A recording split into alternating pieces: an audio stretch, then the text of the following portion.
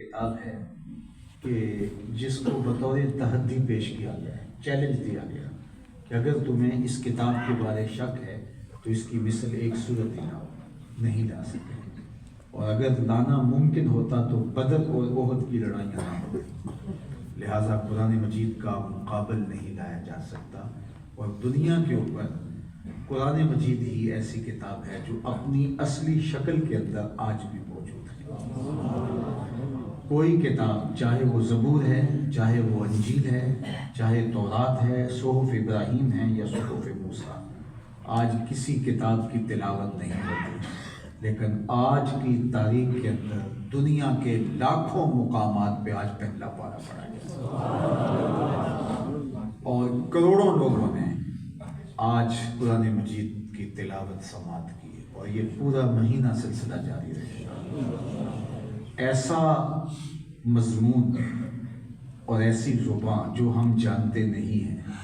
لیکن 2 گھنٹے تک، 1.5 گھنٹے تک مسلسل کھڑے ہو کر کے ہم سن رہے ہیں، آنکھوں سے بار بار آنسو بھی بہہ رہے تھے، تو یہ کیسے ممکن ہے کہ کوئی کتاب اس قدر تاثیر رکھتی ہو جس کی ہم زبان بھی نہ جانتے ہوں، اور اس کو اس انہماک کے ساتھ، اس شوق کے ساتھ سنیں، اور اس کے اثرات صرف ہمارے کانوں پہ نہیں، ہماری روحوں پہ بھی مرتب ہو رہے ہیں، ہمارے دل بھی قرآن کی تلاوت سے لرز رہے ہوں، تو یہ بات سمجھنے کے لیے کافی ہے کہ یہ منزل من اللہ، اللہ کی پاکیزہ کتاب ہے، اور بغیر کسی تغیر کے، بغیر کسی تبدل کے اصلی شکل اور اصلی صورت میں ہمارے پاس موجود ہے، اور یہ میرے اور آپ کے آقا و مولا حضور ختم المرتبہ صلی اللہ علیہ وآلہ وسلم کا سب سے بڑا معجزہ ہے۔ آقا کریم کو جتنے بھی معجزات عطا کیے گئے ہیں، ان سارے معجزات میں سے سب سے بڑا معجزہ جو حضور علیہ السلام کو عطا کیا گیا وہ معجزہ قرآن ہے۔ باقی نبیوں کو جو معجزات دیے گئے، ان کے وصال کے بعد، ان کے انتقال کے بعد، ان کے معجزات بھی ان کے ساتھ رخصت ہو گئے، لیکن ہمارے آقا و مولا کی نبوت قیامت تک ہے، حضور کا سب سے بڑا معجزہ آج بھی ہمارے پاس ہے۔ اللہ اکبر۔ تو اس پاکیزہ کتاب کو بطور تحدی پیش کیا گیا، پھر اہل ایمان کے لیے اللہ جل شانہ نے جنت کی بشارت بیان فرمائی اور جنت کا نقشہ بیان کیا، جس میں باغات ہیں، باغوں میں لٹکتے ہوئے پھل ہیں، اور اس کے نیچے بہتی ہوئی نہریں ہیں، اور یہ کوئی افسانہ یا کہانی نہیں، بلکہ فرمایا اعدت، یہ تیار کی جا چکی ہے۔ اللہ اکبر۔ اور اس کے اندر پھر دیگر جو گوناگون نعمتیں ہیں ان کو بیان فرمایا، ازواج مطہرہ ہیں اور ان کے اندر بہتی ہوئی نہریں ہیں، اور اللہ تعالیٰ نے اس جنت کو آراستہ و پیراستہ رکھا ہے۔ اور پھر دوسری بات یہ کہ جب ماہ صیام رمضان المبارک آتا، اس کے 8 دروازے کھول دیے جاتے ہیں، اور اس میں ایک دروازے کا نام باب الریان ہے، جو صرف روزہ داروں کے لیے اللہ نے بنایا ہے، جو روزہ دار ہیں وہ اس باب سے داخل ہوں گے،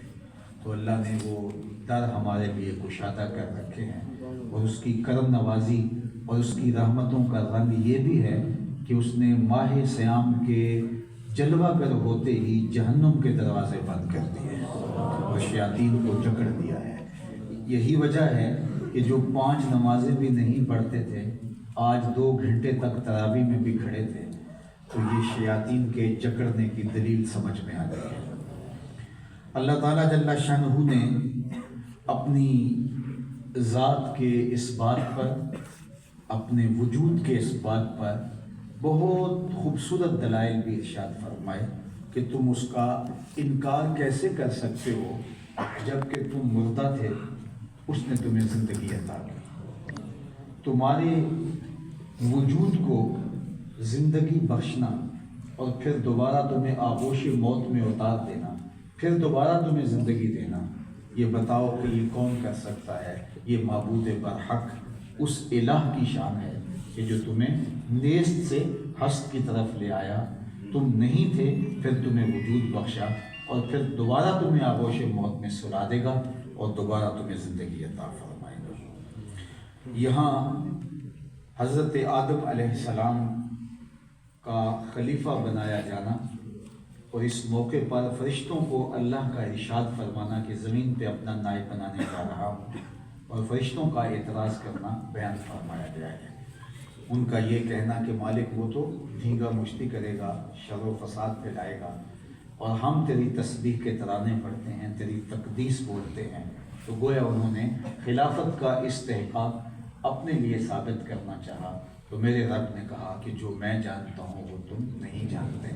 اور پھر آدم علیہ السلام کو کچھ چیزوں کے نام سکھا کے فرشتوں کے سامنے پیش کی اور کہا کہ ان کے نام بتاؤ۔ وہ نہیں سکھائے گئے تھے، انہوں نے صاف صاف کہا لا علم لنا، ہم نہیں جانتے۔ پھر جناب آدم علیہ السلام سے کہا کہ ان چیزوں کے نام بتاؤ، تو کہا کہ اس کا نام یہ ہے، اس کا نام یہ ہے، حتی الکسا والکسا، یہ پیالہ ہے، یہ چھوٹے سائز کی پیالی ہے، اس کا طریقہ استعمال یہ ہے، صفاتہا و نعوتہا، ایک ایک چیز بیان فرما دی۔ کہا میں نے کہا تھا جو میں جانتا ہوں وہ تم نہیں جانتے۔ جس زمین کی چیزوں کا تمہیں نام بھی نہیں آتا وہاں خلیفہ کیسے بنو؟ خلیفہ بننے کا حق تو وہ رکھتا ہے کہ جس کو علم دیا گیا ہے۔ تو اللہ نے جناب آدم علیہ السلام کا تفوق ثابت کر کے فرشتوں پر، پھر فرشتوں کو کہا کہ اب میرے شاہکار کے آگے تمہیں سجدہ ریز ہونا پڑے۔